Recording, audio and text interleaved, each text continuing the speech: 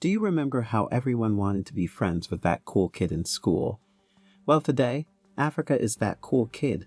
Global superpowers and international governments are scurrying to strengthen their connections with the continent. World leaders have been devising strategies to establish strong presence on the continent as they recognize Africa as a prime destination for investments, trade agreements, and advantageous partnerships. Hello, and welcome. This is Rain Smith, and you're watching the New Africa channel. Africa's rapid economic growth and expanding consumer markets is also adding to the appeal on the continent. These factors are fostering the creation of more agreements and the rejuvenation of relationships. Some countries are so desperate for the attention of Africa that they are even willing to sabotage other ongoing partnerships in hopes of gaining more influence on the continent. The US, Russia, China, Italy, Indonesia, Belarus, and many other countries are one way or the other strengthening their relationship with African countries. In January, U.S. Treasury Secretary Janet Yellen began her trip to Africa and Senegal. So far, she has met with representatives from the government, business, and civil society to discuss ways to improve bilateral relationship and deal with pressing issues in the region and throughout the world. The United States is committed to building on Africa's significant progress in economic development over the past few decades, Yellen said in excerpts of the speech released by the Treasury. Africa's success will mean success for all of us, and the United States is here as a partner to help Africa realize its massive economic potential. Treasury Secretary Janet Yellen's trip marks the start of a series of other U.S. officials to Africa this year, which will include President Joe Biden, Vice President Kamala Harris, Trade Representative Catherine Tai, and Commerce Secretary Gina Raimondo. Additionally, Thomas Greenfield is visiting Africa for the third time since taking the UN post. Prior to that, she worked as the American ambassador to Liberia and the Assistant Secretary of State for African Affairs.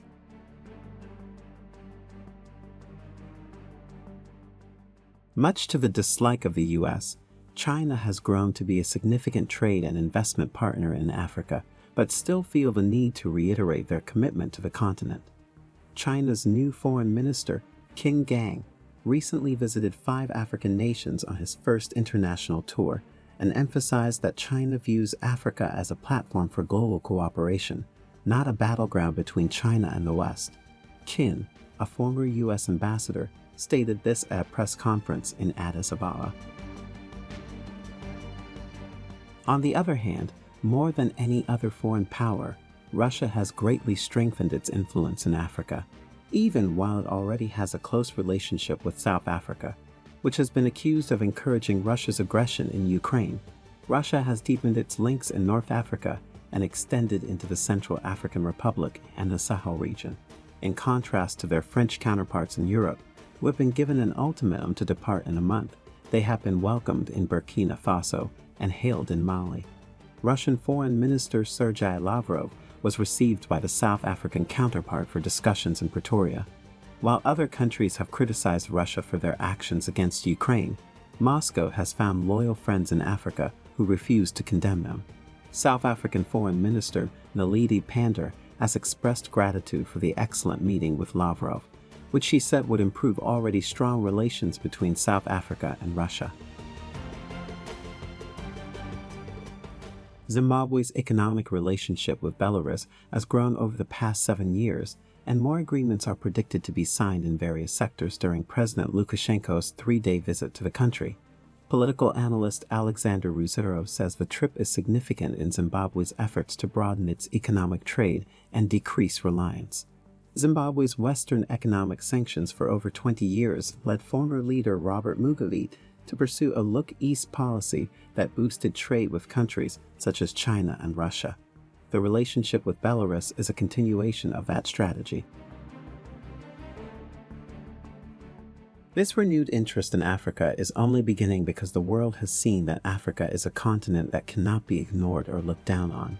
For the first time in a long while, Africa has options on who to do business with and will be privy to potentially more lucrative deals for the continent and its people. What do you make of our video today? Do you believe all the attention Africa is getting will translate to progressive development? And which superpower do you think has the closest ties to the continent? Also, how do you believe African leaders can take advantage of this attention to get more lucrative deals for their countries?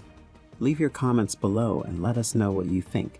And as always, subscribe to the New Africa channel for more exciting future videos.